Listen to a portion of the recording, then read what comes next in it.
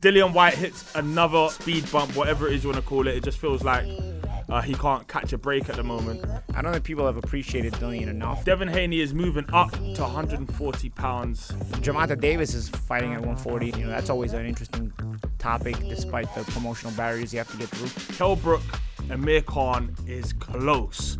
Better late than never, Paulie. They always It's always close. They just created another belt. Yes. Just like that. Voila.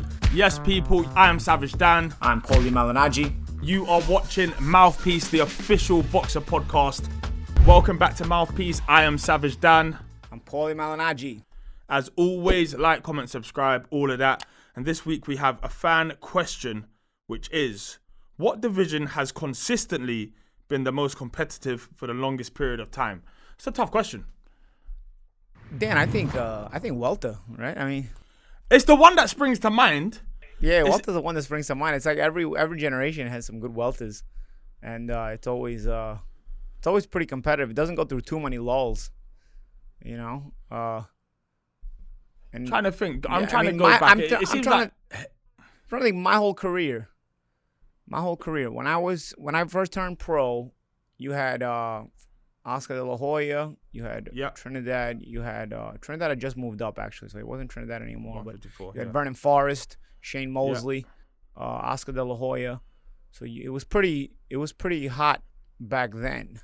And then your era basically took 147 just to it's like everyone was a welterweight. When I fought welterweight after that, because I stayed at light welter for 8 years, and by the time I got to welter, Mayweather was there.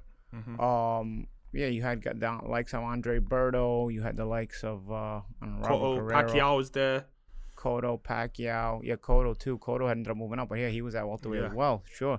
As a matter of fact, Cotto went up to welterweight before I did. So yeah. I mean, for the duration of my entire career, welterweight has been a pretty hot weight class. And now that I'm retired, I still see it as a pretty competitive and fun weight class to watch. Obviously, there are others, but I feel like others kind of go through lulls and then kind of come up and down. Like right now, I think lightweight looks pretty fun, looks pretty hot. But you know, I can remember lightweight when I was turning pro. I turned pro at lightweight, and I remember thinking, "Oh, this weight class is so dead. If I can stay at this weight class, I'll win a world championship before I move up in weight." You know, but I couldn't keep the weight. I only fought 7 fights at lightweight, but I remember I wanted to because I saw it as kind of an easier road to a world championship at the time. So I mean, I think weight classes like that kind of they fluctuate a little bit. But welter, I feel like, is the most consistently talented. Not that welter doesn't also go through some lulls at times, but I feel like it's the most consistently talented and most consistently competitive. That I observe, at least. You know, obviously, maybe if fans out there have a different view, or if they can see different weight class that has been competitive for that many years in a row, let us know, man. Because even before I turned pro, I mean, you had Pernell Whitaker, Ike Quartey, De La Hoya was still there, Trinidad, Obokar. I mean, that was even before I turned pro. So welter has been pretty hot. It's hard to argue against it. Since before I turned pro. In the news, we may as well stay on welterweights. Kell Brook, Amir Khan is close. I'm hearing. Better late than never, Paulie. It's always close, but this time it's closer. But now when people aren't really that interested in it, it's close. You know what it is? Well, it's Sod's law. It's just how it is. I think the domestic level is still going to be interested in it because there's always a curiosity about those two guys, especially in England. I don't think in the U.S. it's gonna turn too many heads anymore, but I do think that in the UK, you know, because of the history they've had and they had very successful careers as British world champions, I think there'll be a lot of attention. I mean, it's like Eubank and Ben, but they never fought. Yeah. Yes. Eubank and Ben could have fought anytime they wanted to, and the UK would have always tuned in. But at least they fought a few times. These guys, I think they can fight anytime they want to, and the UK will tune in. It's just they haven't fought at all yet. There's been a rivalry there for so long, and it's little slide digs here and there. You see comments about each other on YouTube, and they've almost waited each other out, and now they almost need each other, I guess. You've got Khan in Crawford's camp. That's probably good for him. Yeah, I saw Khan going to the Crawford camp on Instagram. I just think that there's not really any other doors to go through at this point for each of them. You know, as far as making that kind of money they can make against one another. So I think they've waited out the entire process. But you know, like I said, it'll be interesting to watch just because it's Khan and Brook, and I think it'll be good for them, be able to make a couple of quid, and you know, I think the fans will end up enjoying it in the UK for sure. What are some of the fights that should have happened? Probably let's talk about the biggest fights that never happened, that should have happened. Any spring to mind straight away? I mean, super fights that didn't happen. I mean, I guess, you know, I think of like Mike Tyson versus Rigondeaux, you know, the all Brooklyn rivalry. You know, that would have probably been a lot of fun. Me being from Brooklyn and knowing the popularity they both had. And Lennox Lewis, Rigondeaux. Lennox Lewis and Rigondeaux, absolutely. I mean, that was crazy. That didn't happen. That was absolutely crazy. But at least we got that one in the Olympics. You know. How did Bo get out of all these fights? What's going on? I don't know, man. I don't know. It's crazy because Riddick was so talented, but I don't know. I just feel like he didn't want any part of Lennox after that Olympic final. It's crazy. Yeah. Ali versus Foreman 2, I suppose. We thought we was probably going to get that. Yeah, Ali versus Foreman 2, I guess didn't happen. But by that point, I think, you know, Ali was kind of faded. Because he ended up with a Thriller in Manila a year after. And I don't think Ali was ever the same after the Thriller in Manila. I don't think he or Frazier were ever the same after the Thriller in Manila. Yeah. If you look at how their career performances were after that, they were aging already, but that fight really took a lot out of them. I always I compare certain fights like that. You know, you see like where both guys get changed for good. I say Corrales and Castillo was also another one like that where they were never the same after they fought one another that first time. You know, but yeah, Ali and Foreman could be one. You know, what's a fun one that I like to think about sometimes that didn't happen that real boxing fans will know, but maybe the casuals won't. I always wanted to see Buddy McGirt and Julio Cesar Chavez. Yeah, you know, for me that was always because Buddy was a good puncher. Wasn't overly fast with his legs, but had some great head movement and could fight in close because he was such a good puncher with the hook. Yep. And Chavez obviously liked to be on the inside as well. He liked to kind of break you down and try to get to you. You know, I think stylistically it's a fascinating fight. And I don't think people don't talk about it enough that it didn't happen. You know, I feel like McGirt was in an era where, you know, he won a couple world championships and he showed himself to be a prime fighter, but I don't think he was in some of the fights that people would have loved to see him more, you know, like, and he had some nice wins on his record. You know, the first Pernell Whitaker fight I think was, you know, very, very competitive, you know, and then he had the shoulder problems and whatnot. So Buddy was a world-class fighter that sometimes kind of floats under the radar as far as when people talk about world-class fighters of certain eras. But I think Buddy and Chavez, just from a stylistic point of view, for me is an extra fun fight. I mean, you ended up getting Meldrick and Chavez, you know, which was a terrific fight, and you had Buddy and Meldrick as well. Buddy lost his first title to Meldrick, but I think, you know, styles making fights and all that. I think Buddy McGirt and Julio Cesar Chavez would have been a really, really fun fight. I've got one. A big one. Wladimir versus Vitali. Come on, we can't say that. That's like saying putting the Charlo brothers against one another. You can't say that. I want to see it. I want to see it. We're talking fantasy fights now. Yeah, I know, but that's like, I don't know, man. That's like wrestling stuff, you know? Like, the Kane versus Undertaker were brothers. They fought, you know? They fought bad times. They fought all the time. Yeah, but I don't know. In boxing, you know, when there's literally your life on the line, no, I don't think you'll ever see that. You know what's funny? That actually reminds me. You did have two journeyman brothers in the Midwest and the U.S. that did fight each other, actually. The Jabakowski brothers. You ever heard of them or no? Jabakowski brothers? I've never heard of them, but they sound legendary. One of them fought Arturo Gatti and Julio Cesar Chavez. He lost to both of them.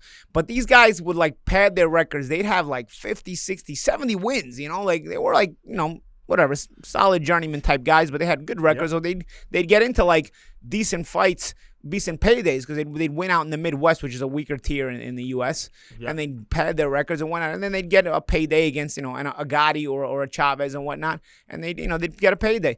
But a couple of times, I think 2 or 3 times, they fought each other, even under assumed names. They fought each other. I mean, you got anybody out there, look up Marty Jabukowski and I forget his brother's name. But I think Marty was the one that fought Arturo and Julio Cesar Chavez. But these guys did fight each other. They were brothers and they did fight each other, knocked each other out and everything. No way!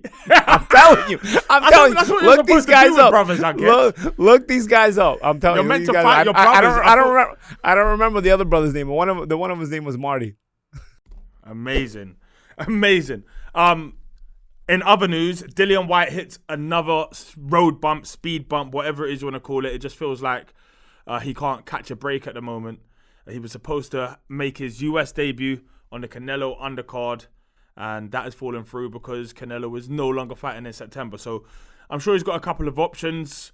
How frustrating can it be?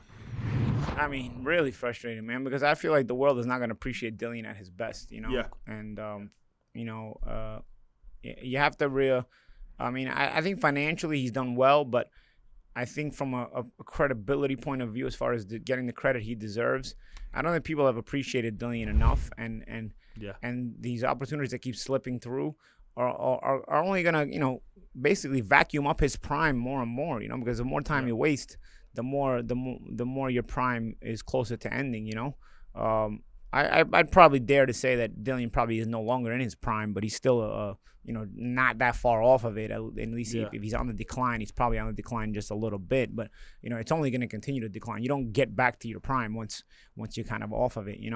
I think he's still quality. I still think he's got plenty of entertainment to give. He's always fun to watch. But yeah, a real shame. Would you not say that heavyweights perhaps have a little bit more of a grace period when it comes to their prime, simply because the heavier you are, the less skill is required? Yeah, well, thanks to PEDs, even the lesser weight classes now get to fight until they're 50. But not gonna get into that. But as far as heavyweights, heavyweights, there's a little bit more room for error because you are a little bit bigger. You're a lot bigger, so everything is a little bit slower. Yeah. And of course, the main things that start to decline as aging comes is the speed and the pace that you can fight at. Yeah. Well, heavyweights don't typically have a lot of speed. They're not really speed guys. I mean, obviously, a faster guy is going to have an advantage, but it's not speed to the point where aging is going to affect it that fast as it would, say, a featherweight or a welterweight, But at the same time, you've got, you're able to condition your body enough, and the pace of the fight is slow enough that even at an older age, you can still kind of hang in there, Yeah. And you saw it even with George Foreman. You saw it winning the heavyweight title against Michael Moore. I mean, granted, he was probably losing every second of the fight, but nonetheless, that's what made that amazing to me. You know what I'm saying? To me, that made that extra amazing. Because I think at that time you had a really clean guy, you know what I'm saying? Yeah. And you could tell he legitimately looked like a 46-year-old, the way he was fighting. He was slow and he just wasn't getting beat to the punch consistently. And then all of a sudden he got that knockout. But you wouldn't see that. Yeah, you wouldn't see that in a smaller weight classes. And really, heavyweight boxing gives you that few years, I think, of your prime. Who would you like to see in that case, Dillian fight? There's obviously talks of Andy Ruiz. There's talks of Charles Martin. They're all fun fights. I think Martin and Dillian would be fun press conferences because I don't think Martin's playing with a full deck of cards. I don't think he's the sharpest tool in the shed. But he's an ex-heavyweight champion. He's had the IBF title very briefly, dare I say, but he's had it nonetheless. And it kind of makes him alluring. He's not a terrible fighter. He's actually a pretty capable guy. Yeah. But I don't think he's world class. I mean, I think I worked the fight when he won the IBF title. Glasgow twisted his knee and tore his ACL. So it was in round 2. So otherwise I don't think Charles, and it was for the vacant IBF title. So that Tyson Fury had vacated. So I don't think Martin would even have become a world champion if that stroke of some good fortune had hit him. But I don't think he's a bad fighter. I think he's a competitive guy. So I think Dillian and him would be a nice opening salvo in the U.S. because it will be great trash talking, first of all, because I think Martin. I don't want to criticize the guy. I don't want to make fun of the guy. The guy. But I've done fighter meetings with the guy. He's dumb. I mean, it's like you're talking to your sneaker, but he's got personality. He's not dumb to where like is this guy gonna talk? What is he saying? He's dumb to where you ask him a question and he'll say something completely off the rails. It has nothing to do with the question you asked him, but it's funny. You know what I'm saying? So I think he'd make the promotion fun with him and Dillian. So I personally, I'd make Dillian and Charles Martin for Dillian's opening fight in the U.S. Yeah. Then probably Areola, and then maybe Ruiz. The problem is you're not putting Dillian in more non-world title fights. And again, this is a guy who never fought for a world title and is so deserving of it. So these are all fun fights, but the fact that Dillian never gets a world title fight. I mean, that's unfair, man. I mean, that's crazy.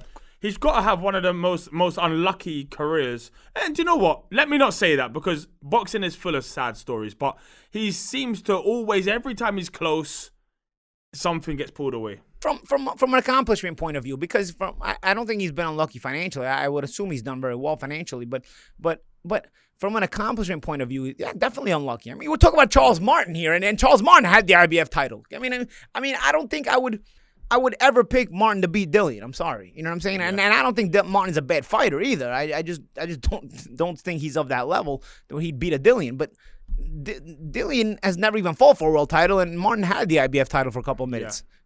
So I don't know. It's crazy.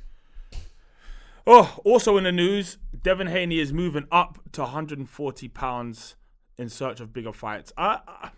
I'm not sure why. I feel like there's plenty of big fights at 135, but it's a move that he's making. What do you think about it? I mean, I think it's a nice PR move to put it that way. I just think he grew out of the weight class. I don't think it has anything to do with search of bigger fights. If you can't make weight, you can't make weight anymore. He's only 22 years old. He's a big lightweight, and you're still filling out at that age. I can attest to that because I was a lightweight at around that age, and at around that age is when I moved up to 140 pounds. I don't think it has absolutely anything to do with search for big fights because, like you said, there's big fights at lightweight. I'm just thinking he probably can't make the lightweight limit and he's moving up in weight. But nice PR twist to it by making it like it's the search for the big fights. Well, if he is going in search of bigger fights, PR stunt or not, who are those bigger fights? What are we looking at for Devin Haney at 140 pounds? Well, I don't think it's a PR stunt that he moves up. I think he has no choice but to move up because I don't think he can make lightweight. But I think the headline is the PR stunt. But I automatically I would think Gervonta Davis is fighting at 140. I don't know if he's planning to stay at 140, but that's always an interesting topic despite the promotional barriers you have to get through. Josh Taylor is the undisputed 140-pound champion. Just like you've come from 135 pounds where there was an undisputed champion, you're now going to another weight class where there's an undisputed champion. So there's no belts to pick from unless you want to play pretend again, I don't think that he's gonna be able to get a title shot right away. But I also don't think that's necessarily a bad thing. What is he, 22, 23? It's most guys are not fighting for world championships at that age anyway. Maybe give him a couple of continuing developmental fights against name fighters fighters who kind of like a Linares, who was a very named fighter but a little bit past his prime, and it gave Haney that key win over a recognizable figure. I think you keep fighting guys like that at 140 pounds until you're ready for the big break. And I don't think there's a need to rush Devin Haney. I think he's got enough talent to where. And he's got enough talent. He's marketable, and I don't think his age warrants the need to rush him into anything at all. Yeah, you definitely don't need to rush him. Young, talented. He's got all the tools in the case or whatever the saying is. But you do need to be able to get in fights, and he seems pretty impossible to match at the moment because of how good he is, and because he's got quite a small pool of opponents to pick from being on his promotional company. Yeah, I think that's what it is more so than anything else, because if you're in the promotional stables where there's guys in your weight class, the fights get made, so it makes it a little bit tougher when you're kind of when you're in a promotional stable And he's in a good promotional stable. It's just the weight class that he's in is weak. It actually reminds me of Kell Brook. Kell Brook was a terrific welterweight in his day, but he was in a stable that didn't have any of the top welterweights. So he kind of just had to hang around. He beat Sean Porter only because he was the mandatory and he got the shot at Sean Porter. Otherwise, he wouldn't even got that shot. I think Haney is sort of in the same situation in that he doesn't have a big pool of talent to pick from in the stable that he's in for his weight class.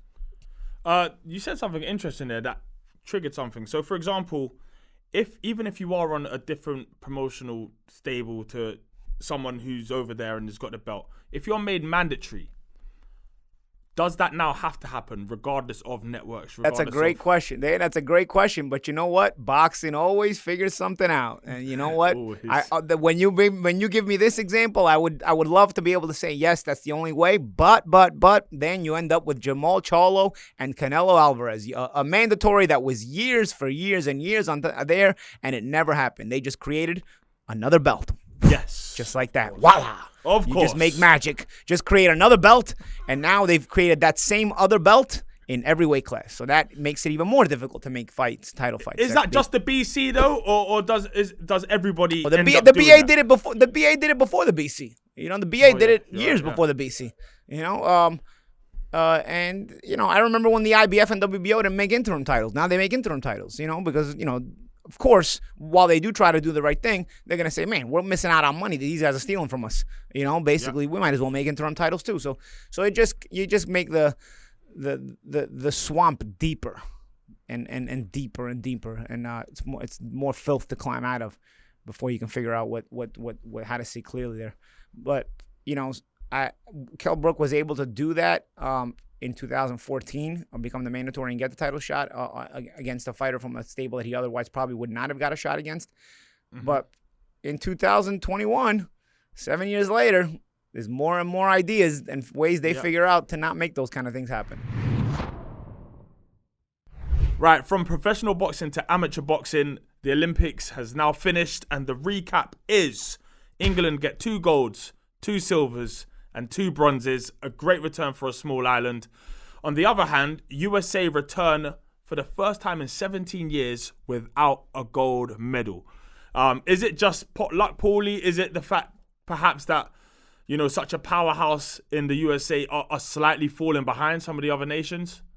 I don't know, man. I don't know. I'll tell you the truth, I never felt like we created great amateurs of late, but I think with the removal of the computer scoring, we create better amateurs. We got a decent medal count despite the fact that we didn't get any gold. But I also I don't know if our numbers are correct, because first time in 17 years that we get no gold medals. 17 years ago, Andre Ward won the gold medal. In the 2004 Athens Games.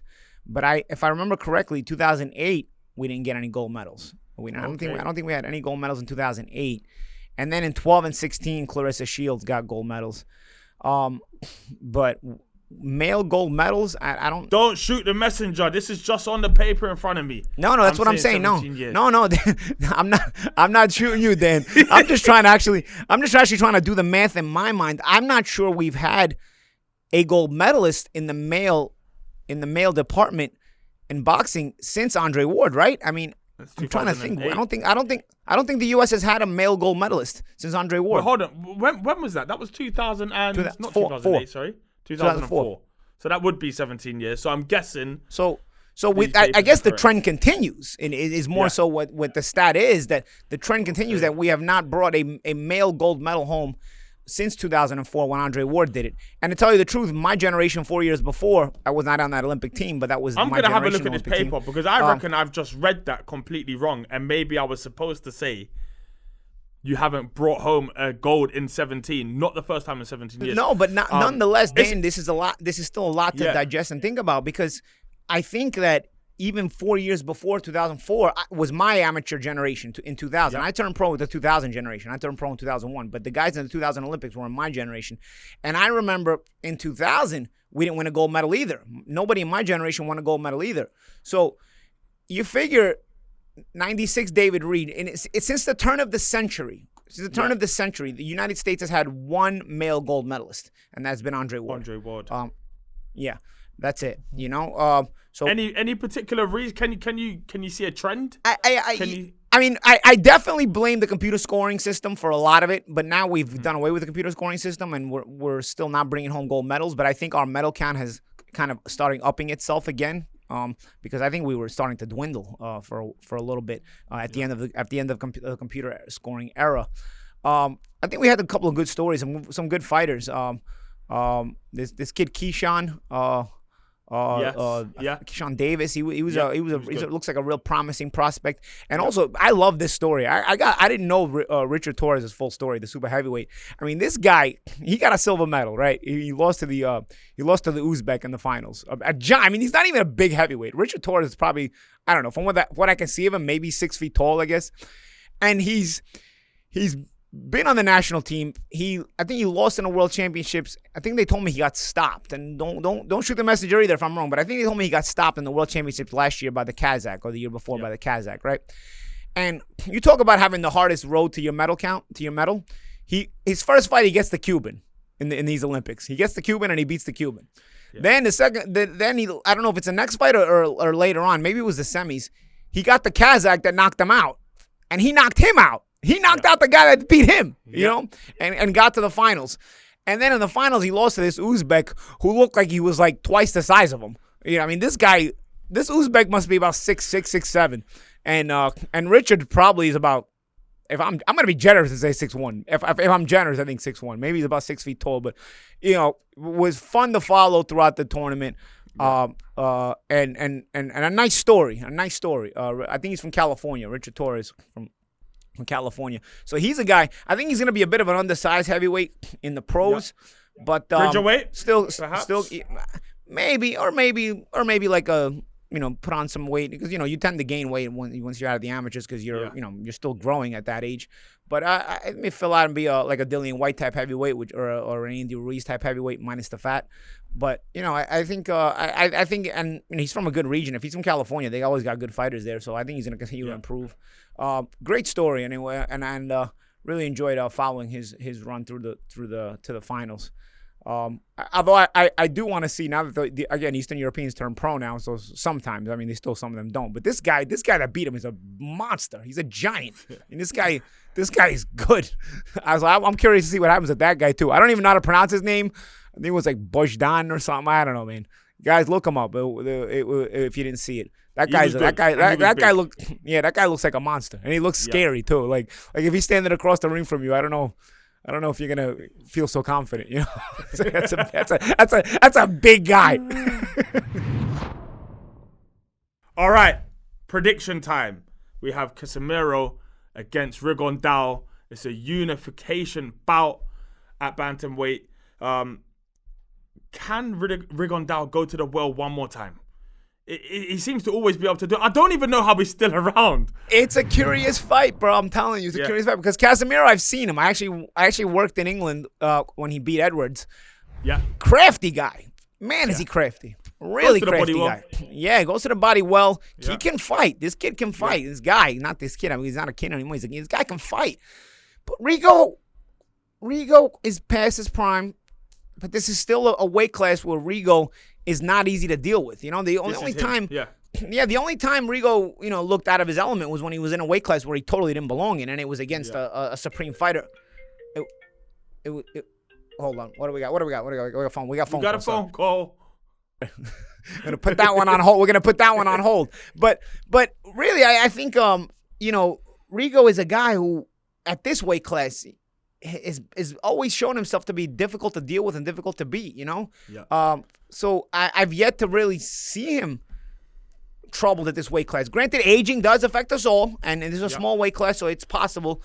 But just remember, this was the same weight class where Rigo took on a guy who just won the Fighter of the Year. Yep, Donaire, who had just won the Fighter of the Year award, and just made him look like he put his hands in his pockets, you know. And it's the same belt. And Donaire is still high flying in his career, man. So I this is a very curious fight, and I know people say, "Oh, Rigo is always it a little bit hard on the eyes to watch or whatnot if you're not a true appreciative guy of boxing skills. But I think Casemiro is a guy who forces fights. He's a skill guy.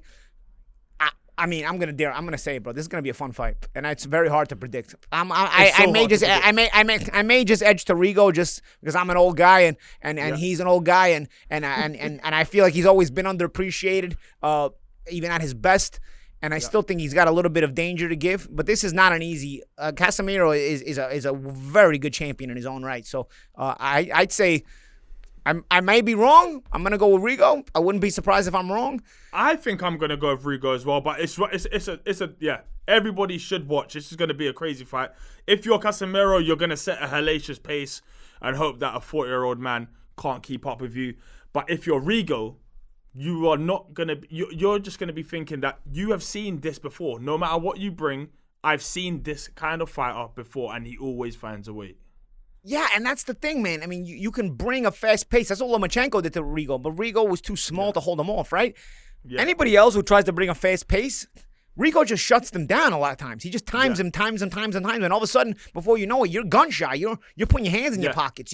Now you can't bring a fast pace because you're unsure of yourself, Yeah. I don't know if he has the same kind of reflexes to be able to do that, especially to a guy of the level of Casemiro. But, man, if he wins this fight, it's amazing. The guy who's been underappreciated may finally become appreciated if he wins this fight, because this is finally a time where people are starting to count him out. Besides, before they knew he was world class, but they didn't want to see him. They didn't appreciate him. Now they think maybe he's sub world class because he's aging. And they're counting him out, too. Before, they didn't count him out, but they may not have liked him. Now they're counting him out, too. So to get this win would be huge for him.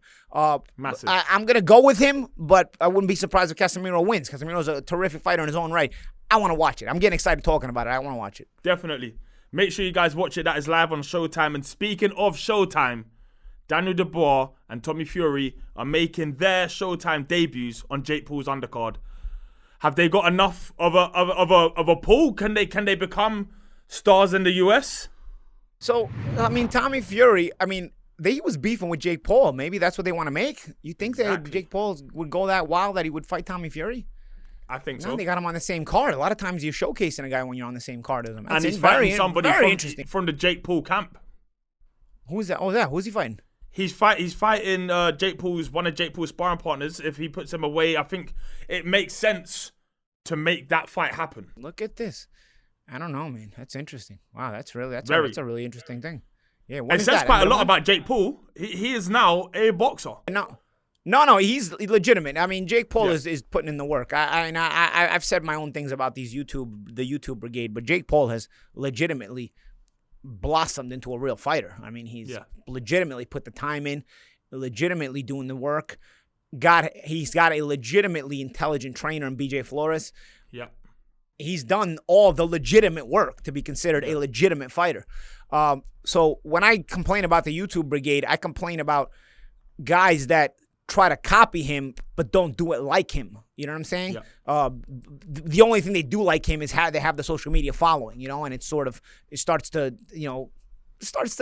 sour the taste of that crowd. You know what I'm saying? It starts to sour things from the way they enter into the sport like that. So, but I can't criticize Jake Paul for doing that. Matter of fact, I'd say if everybody followed his example that wants to do that, if all these influencers followed Jake Paul's example, you'd actually all be fighters then. You know what I'm saying? Yeah, you wouldn't just be definitely. You wouldn't just be YouTubers trying to steal some money, and going for boring money grabs. Because at the end of the day, are any of these fights really like memorable? You know what I'm saying? They're not really memorable. I mean, not even Jake's are memorable, but that's also because Jake is getting too good for some of the competition they're getting him.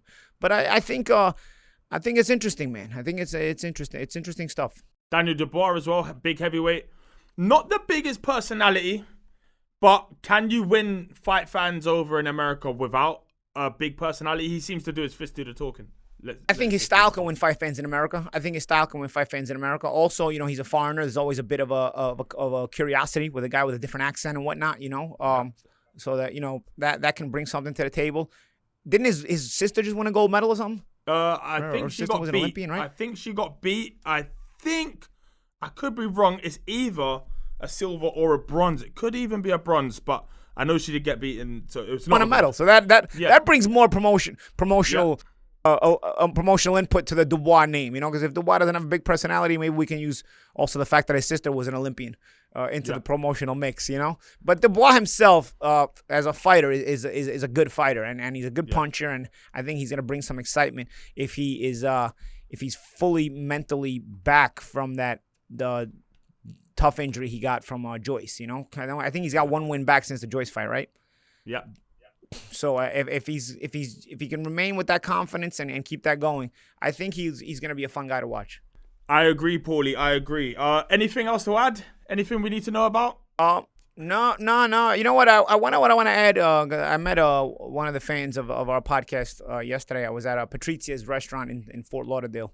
Patrizia's is a big Italian restaurant in New York, and then now they've opened one up in Fort Lauderdale. And one of the workers there, Johnny, brought us up for the podcast and listened to our podcast and whatnot. So big shout out to Johnny. And also over the weekend, I worked the show in the Tampa area, and I went to a barber named Apex the barber on Instagram, and he gave me a trim, and he also told me he's a big fan of the podcast. So shout out to Johnny from Patrizia's restaurant in Fort Lauderdale, and shout out to Apex from Plant City, Florida. You guys.